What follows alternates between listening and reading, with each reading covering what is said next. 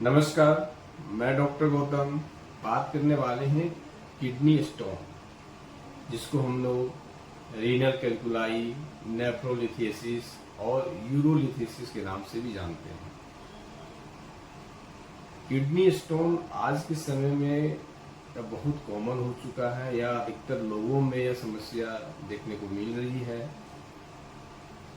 जिन लोगों को kidney stone की समस्या है वह लोग काफ़ी परेशान हो जाते हैं और लोग यह सोचने लगते हैं कि बिना ऑपरेशन का कोई उपाय नहीं है, लेकिन ऐसा बिल्कुल नहीं है। होम्योपैथी की दवा से आप किडनी स्टोन को पूरी तरह से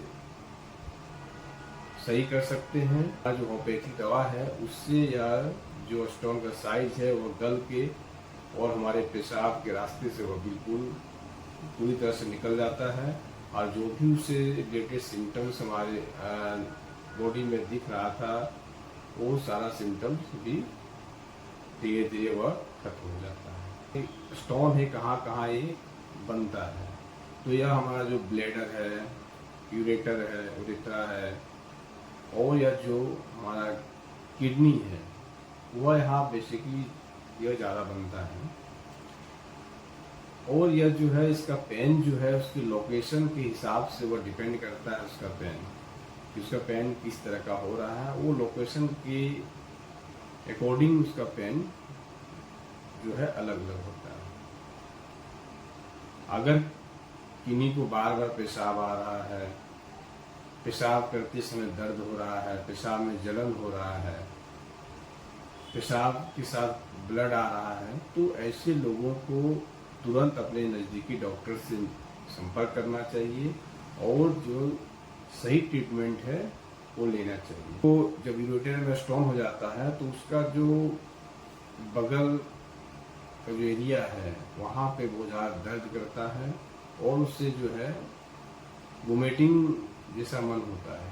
उनको भी यूरेटर में अगर स्टोन फंस जाता है तो उनको बहुत सीवियर पेन होता है, इतना पेन होता है कि लोग बर्दाश्त नहीं कर पाते हैं और वो बेचैन हो जाते हैं।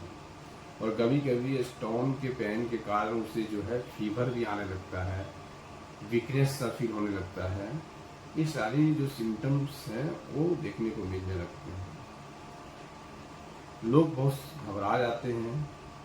अगर किन्हीं को किडनी में स्टोन है तो वहाँ पे कभी कभी होता है क्या कि डल एकिंग पेन होता है।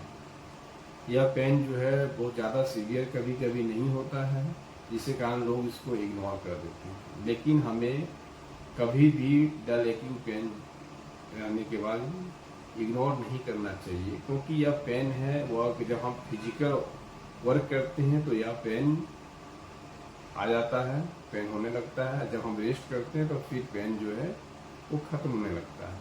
तो लोग इसे जो है नज़रअंदाज कर देते हैं, जिसके कारण क्या होता है कि यह जो स्टोन है धीरे धीरे मेरे जो किडनी है उसको यह डैमेज करने लगता है, जिसके कारण हमें कुछ सिम्टम्स भी दिखने लगते हैं। तो कभी भी अगर किडनी से रिलेटेड पेन अगर आपको हो रहा हो, कुछ सिम्टम जो पहले बताया, ब्लड आ रहा हो, बर्निंग सेंसेशन हो रहा हो, पेन हो रहा हो, तो हमें तुरंत कोई भी डॉक्टर से संपर्क करना चाहिए और उससे रिगार्डिंग जो भी हमें ट्रीटमेंट है वो लेना चाहिए। डाइट है जो हमें लेना चाहिए और क्या नहीं लेना चाहिए। तो सबसे पहला चीज़ है कि जब किन्हीं को स्टोन हो तो सबसे ज़्यादा पानी का सेवन करें, पानी पीना चाहिए, सबसे ज़्यादा पानी पीना चाहिए ताकि वो आपके स्टोन को इजीली वह बाहर कर सके।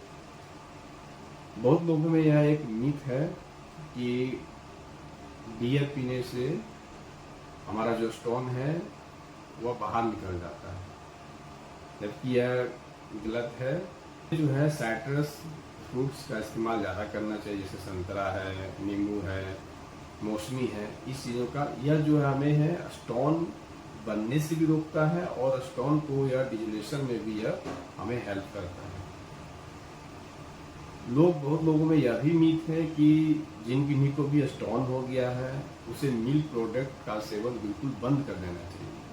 ऐसा बिल्कुल नहीं है, क्योंकि उसमें मिल्क प्रोडक्ट में कैल्शियम की मात्रा है और हमारे बॉडी के लिए कैल्शियम बहुत एसेंशियल है। तो हमें उसे एक लिमिट मात्रा में हम उसका इस्तेमाल कर सकते हैं।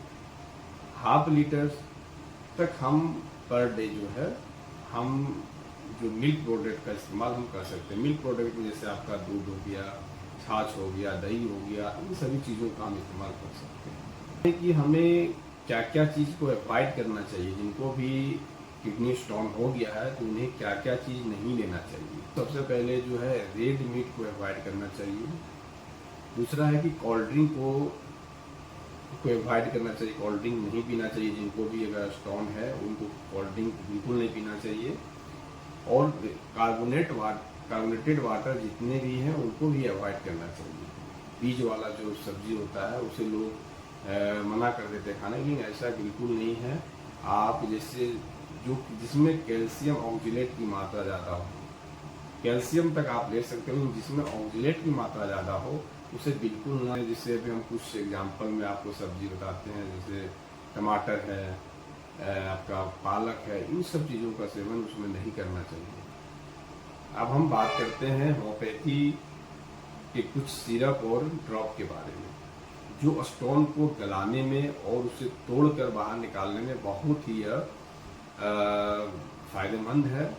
और जो भी स्टोन से रिलेटेड सिम्टम्स आ रहे हैं, जैसे आपका किडनी रीजन में पेन हो रहा हो, यूरेटर में पेन हो रहा हो, बर्निंग म्यूचुरेशन की समस्या हो रही हो, यूरिन के साथ आपका ब्लड आ रहा हो, पेशाब करते समय दर्द हो रहा हो, उस सभी चीज़ों से यह हमें राहत देता है।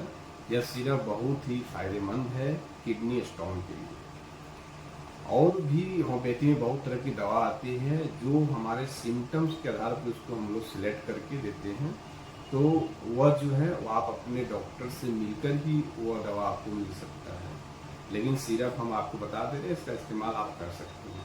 लेकिन जो भी इससे रिलेटेड और भी होम्योपैथी में बहुत सारी दवा हैं जो बहुत तेज़ी से स्टोन को गलाने में और तोड़ने में हमें हेल्प करता है। तो वह दवा जो है सिम्टम के आधार पर लेंगे तो ही ज़्यादा आपका वर्क करेगा।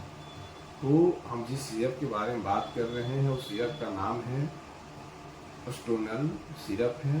इसका जो है हमें सेवन जो है 2 ढक्कन यानी 10 ml करके दिन में 3 बार लेना है। बच्चों में अगर है तो उसे डोज जो है आधा कर देना है।